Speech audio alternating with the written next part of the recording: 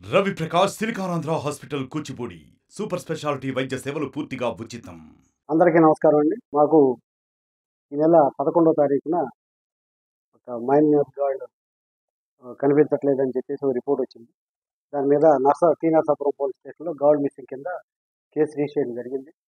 అందులో ఇప్పుడు మన గవర్నమెంట్ ఈ మిస్సింగ్ ఉమెన్ గార్డ్ మీద ఎక్కువ ఫోకస్ చేస్తున్నారు కాబట్టి ఖచ్చితంగా దీని మీద చర్య తీసుకోవడానికి గార్డ్ మిస్సింగ్ కింద కేసు రిజిస్టర్ చేసాం. తర్వాత గార్డ్ మిస్సింగ్ అమ్మాయి కోసం మేము ప్రయత్నం చేస్తూ ఉండగా ఈ నెల 15వ తారీఖున ఆ అమ్మాయిని తీసుకుని వాళ్ళ మదరు పోలీస్ స్టేషన్కి వచ్చారు.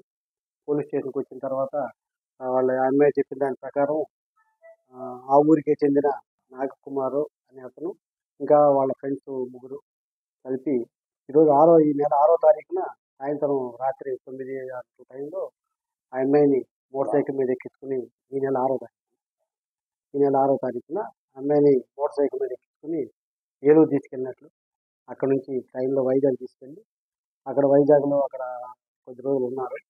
తర్వాత ఇక్కడ పోలీసులు వాళ్ళు కేసు పెట్టారని ఇలా పోలీసులు వాళ్ళ కోసం తిరుగుతున్నారని వాళ్ళకి తెలిసి 14వ తారీఖు నైట్ ఆ అమ్మాయిని తీసుకొచ్చి ఆ అబ్బాయి వదిలిపెట్టి వెళ్ళిపోయినట్టుగా వాళ్ళమ్మ పోలీస్ స్టేషన్కి వచ్చి రిపోర్ట్ ఇచ్చింది.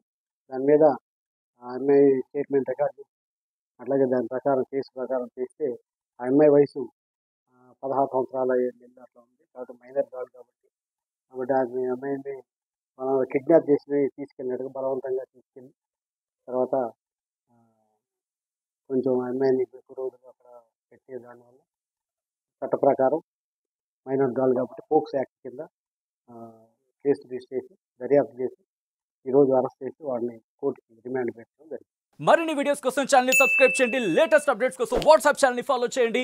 అండ్ లింక్ డిస్క్రిప్షన్ లో ఉంది.